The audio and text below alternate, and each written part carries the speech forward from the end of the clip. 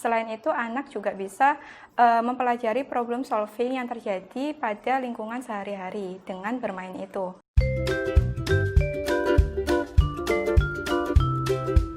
Assalamualaikum warahmatullahi wabarakatuh. Halo Sweet Mom, apa kabar? Hari ini saya ada rekomendasi beberapa mainan untuk anak yang dapat melatih fungsi sensori yang ada di seluruh tubuhnya. Seperti yang kita ketahui, salah satu kebutuhan anak adalah bermain.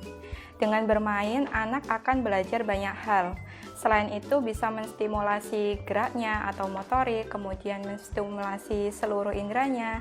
Selain itu, anak juga bisa mempelajari problem solving yang terjadi pada lingkungan sehari-hari dengan bermain itu. Di sini saya ada 10 rekomendasi permainan yang bisa dicoba di rumah, yang tentunya permainan ini menyenangkan dan mudah untuk dilakukan. Jadi permainan pertama yang bisa dicoba adalah spinning. Alat yang perlu diperlukan adalah stacking ring. Jadi anak duduk bersila, kemudian letakkan stacking ring ada di belakang samping anak. Jadi kemudian ringnya arahkan ke depan mata anak, kemudian arahkan ke atas, selalu ke samping sambil anak memperhatikan objek ring itu. Kemudian anak memegang benda itu dengan tangan yang berlawanan, kemudian memasukkan ke stacking ring tersebut. Hal ini bisa dilakukan sampai ringnya habis. Kemudian setelah dicoba sebelah kanan, kemudian dilanjutkan yang di sebelah kiri. Permainan ini melatih fokus anak, kemudian konsentrasi, gerak motorik halusnya, dan yang paling penting adalah untuk perkembangan okular motor kontrol yang berfungsi ketika dia akan sekolah nanti. Kemudian permainan kedua adalah lompat dengan halang rintang. Jadi bisa diberikan halang rintang berupa bantal atau berupa guling atau balok yang menjadi pembatas. Kemudian disiapkan stacking ring atau mainan bongkar pasang boleh. Di sini yang akan digunakan adalah stacking ring. Jadi stacking ringnya, untuk bagian ringnya diletakkan di sisi yang berseberangan dengan tiangnya. Misal ringnya ditaruh di sebelah kiri, kemudian untuk tiang stacking ringnya ditaruh di sebelah kanan. Kemudian di tengah-tengahnya diletakkan halang rintang berupa guling misalnya. Jadi anak memasukkan ring ke tiangnya ini sambil melompati halang rintang itu. Kemudian ketika kembali dicoba untuk melompat mundur. Kalau untuk usia 3 tahun ke atas, biasanya anak mulai bisa untuk lompatan ke belakang. Kalau misal anak belum bisa, boleh dibantu, jadi tangannya dipegangin untuk anak bisa melompat ke belakang. Kemudian manfaat dari permainan ini adalah yang pertama untuk melatih motorik dan juga koordinasi geraknya. Kemudian anak juga berlatih keseimbangan, kemudian kewaspadaan terhadap sesuatu yang ada di sekitarnya. Permainan selanjutnya adalah jalan jongkok. Jadi alat permainan yang digunakan bisa menggunakan stacking ring atau menggunakan bongkar pasang. Jadi bongkar pasang atau stacking ring itu sama konsepnya seperti tadi, ringnya ditaruh berseberangan, kemudian anak akan memindahkan ring itu ke tiang stacking ring dengan posisi jalan jongkok. Manfaat permainan ini untuk melatih keseimbangan dan juga melatih kekuatan otot kaki, otot panggul, sehingga anak menjadi lebih kuat dan untuk persiapan dia berdiri dan jalan juga lebih maksimal. Kemudian permainan selanjutnya adalah berdiri jongkok memindahkan stacking ring. Jadi permainan yang digunakan sama seperti tadi, stacking ring. Kalau misal nggak ada boleh pakai bongkar pasang.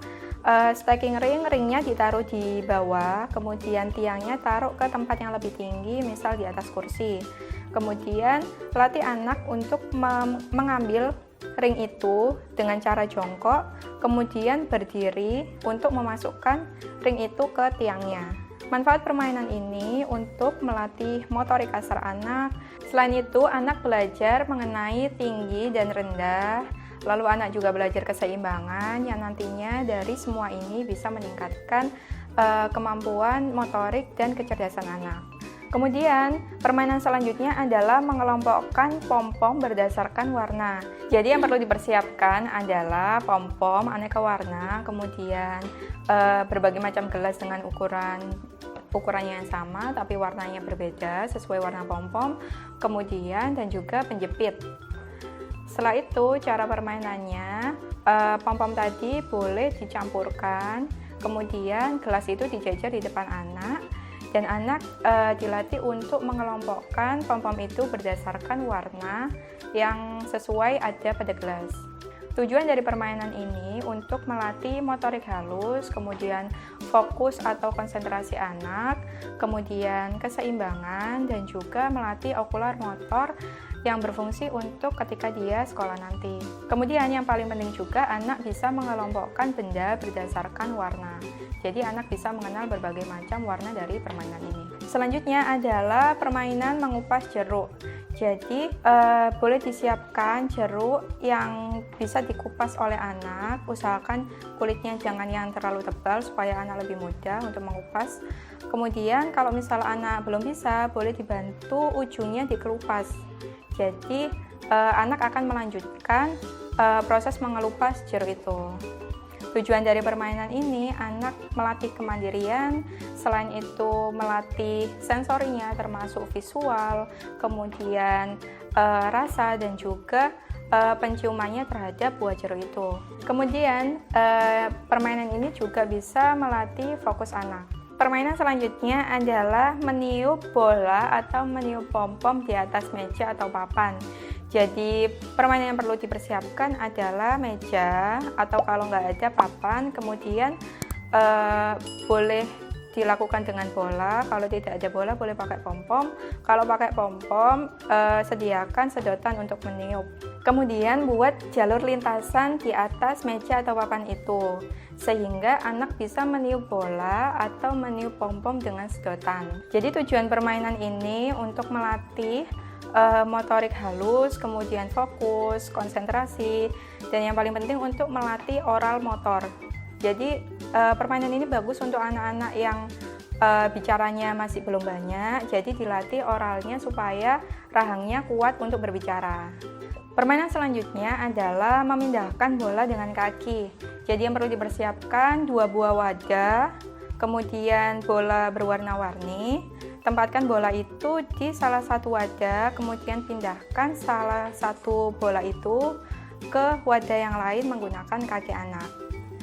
Permainan ini fungsinya untuk melatih otot kaki, kemudian melatih koordinasi kaki, kemudian bermanfaat untuk meningkatkan kepadatan tulang, kemudian fokus dan konsentrasi, kemudian melatih koordinasi gerak mata dan juga kaki.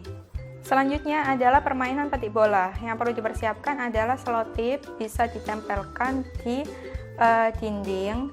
Kemudian dari situ bola letakkan menempel pada selotip yang ada di dinding. Selanjutnya anak mengambil bola itu dengan cara memetik, kemudian dipindahkan ke wadah yang sudah dipersiapkan.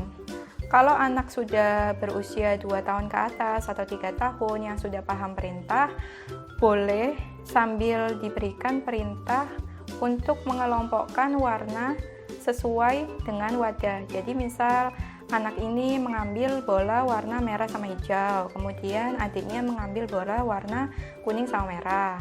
Kalau misal sudah paham instruksi, kalau misal belum paham instruksi, boleh terserah mengambil bola dengan warna apapun. Tujuan dari permainan ini adalah untuk melatih motorik kasar dan motorik halusnya, kemudian melatih keseimbangan dan koordinasi geraknya, dan juga untuk melatih fokus anak. Permainan terakhir yang bisa dicoba adalah spider ball. Jadi alat yang perlu dipersiapkan adalah lakban atau selotip. Tempelkan di antara daun pintu atau di dinding yang ada jaraknya.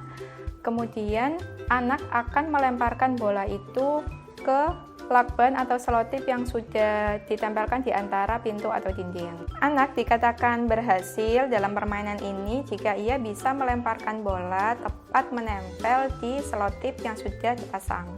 Tujuan permainan ini untuk melatih koordinasi gerak anak, kemudian koordinasi mata, kemudian keseimbangan, dan juga melatih fokus anak.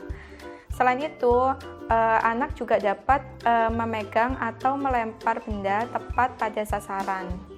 Dan juga anak mempelajari konsep gravitasi bahwa jika benda itu dilemparkan tidak tepat, maka benda akan jatuh ke bawah. Pada saat permainan ini, biasanya anak sekalian olahraga, karena kalau misal dia tidak sampai untuk melempar, maka dia akan melompat supaya bola itu tepat sasaran. Nah, Sweet Mom, itu tadi beberapa jenis permainan yang bisa dicoba di rumah untuk melatih sensori dan perkembangan anak. Jadi permainan untuk anak tidak harus mahal, tapi bisa dimanfaatkan permainan yang ada di rumah, bahan-bahan yang di rumah, atau pekerjaan rumah untuk menstimulasi perkembangan anak. Sekian video dari saya hari ini mengenai permainan yang bisa dicoba untuk anak di rumah. Wassalamualaikum warahmatullahi wabarakatuh.